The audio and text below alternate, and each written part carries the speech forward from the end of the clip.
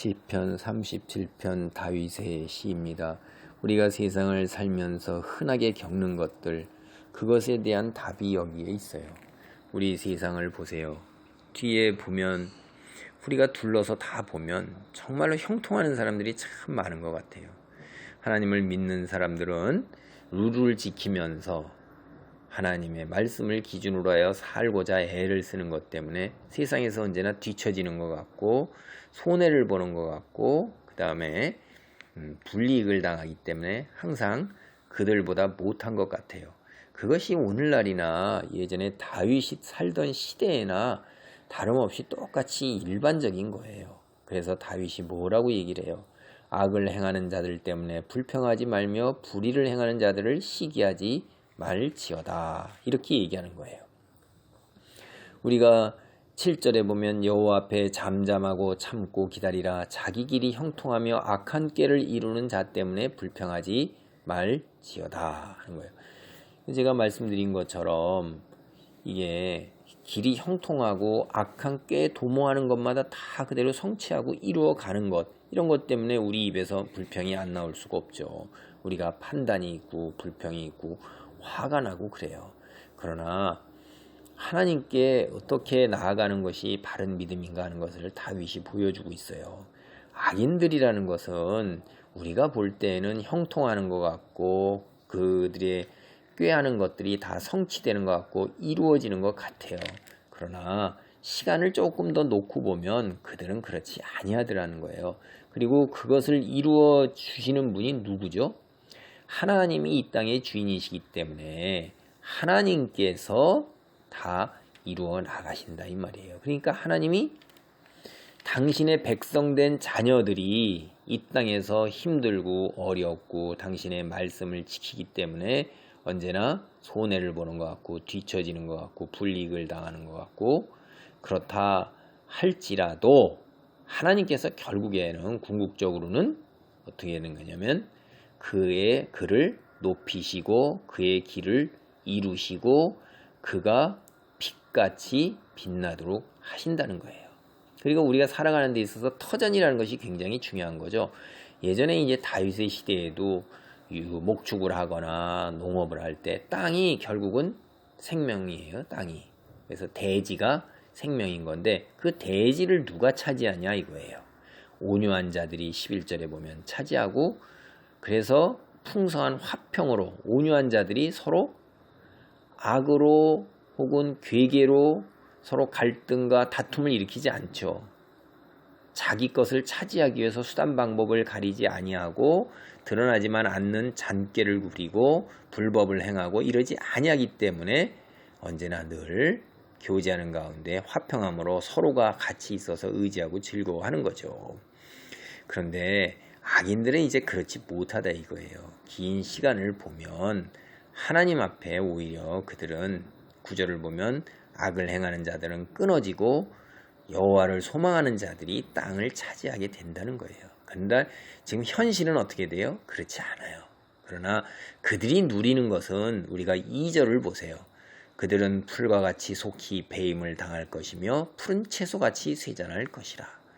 풀이라는 것은 순식간에 자라나서 왕성하게 자라나서 다 뒤엎지만은 그러나 우리가 낫질에 의해서 금방 쉽게 베어져요. 그러나 나무는 그렇게 쉽게 배임을 당할 일이 없죠. 그 다음에 몇 달 키우면 크게 번성해서 그냥 확 자라나는 배추나 무나 이런 거 같은 거 한번 보세요. 푸른 채소가 얼마나 3, 4개월 자라면 굉장히 푸르게 해서 큼지막하게 자라나죠. 그러나 그것이 그것으로 전부예요. 이게 이제 악을 행하는 자들이라는 거예요. 우리는 그만한 시간을 기다리는 것이 굉장히 우리에게는 사실 힘든 것이고 고통인 것입니다. 그러나 뭐라고 얘기해요? 3절 4절에 여호와를 의뢰하고 선을 행하라. 땅에 머무는 동안 그의 성실을 먹을거리로 삼을지어다. 우리가 이 땅에 머물면서 육체의 생명을 가지고 살아가는 동안에 믿음을 잃어버리지 말고 하나님 말씀을 따르고 순종하고 빛의 자녀로 살아가라는 거예요. 그래서 하나님을 믿고 의지하고 나아가는 것이 그것이 선인 것입니다. 하나님을 믿고 의지하고 하나님 말씀을 따르다 보면 하나님께 영광을 돌리게 되고 또한 하나님을 믿는 이들을 돌보게 되고 우리가 그들을 사랑과 배려로 우리가 기도와 그 다음에 때로는 내 능력이 허락하는 범위 내에서 마음이 허하는 범위 내에서 그들을 도울 수 있는 거예요. 그렇게 사는 것이 그리스도인의 선인 것입니다. 그리고 보세요. 4절 여호와를 기뻐하라. 하나님 알고 하나님의 피조물 된 것 자체가 우리에게 큰 복이고 감사한 거예요. 그래서 하나님께 기본적으로 예배를 드리는 거예요. 하나님 말씀을 읽고 기도하고 찬송하고 감사하면서 하나님 순종하는 그게 여호와를 기뻐하는 삶인 것입니다. 그렇게 사는 거예요.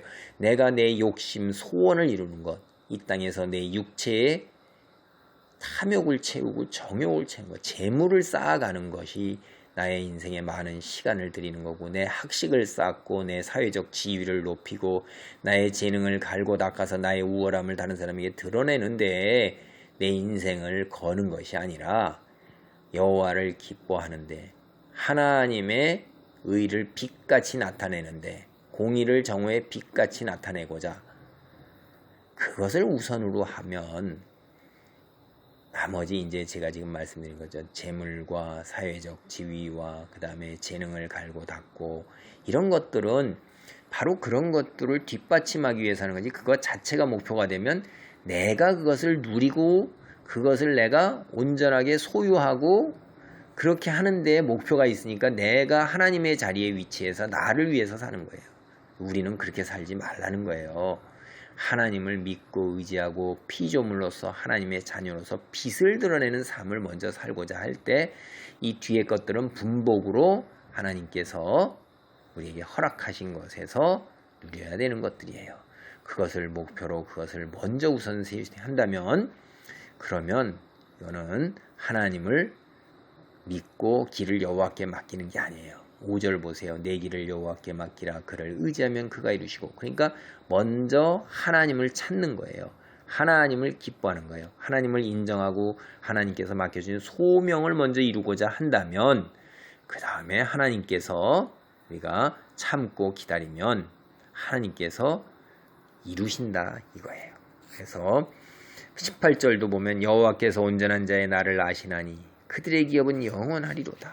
우리가 누리는 것은 하나님 앞에 영원히 누리게 되는 기업이에요. 그래서 21절, 22절도 다 그런 거예요.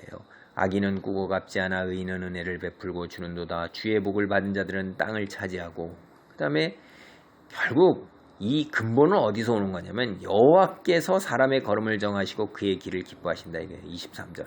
하나님이 우리의 주 되시고 창조주이시고 그분이 모든 전권을 다 가지고 계신 분이다 라는 것을 인정할 때 그때 이제 29절처럼 의인이 땅을 차지하고 거기서 영원히 사는 것이에요. 여기 39절도 보세요. 의인들의 구원은 여호와로부터 오나니 그는 환난 때에 그들의 요새이시로다. 마지막 심판 때에 우리의 요새이고 우리가 육체의 생명을 가지고 이 땅에 거하는 동안에 악한 자들로부터 받는 어려움과 시련과 고통으로부터도 우리를 도와 건져 주실 분이세요. 40절 봅니다. 여호와께서 그들을 도와 건지시되 악인들에게서 건져 구원하시면 그를 의지한 까닭이로다. 하나님을 의지하며 나아갈 때에 하나님께서 요새가 되시고 환난 때에 우리를 도와 건지시고 악인들에게서 건져 구원하실 것입니다. 사실 이러한 믿음을 가지고 사는 것은 생각보다 그렇게 쉽지는 않아요.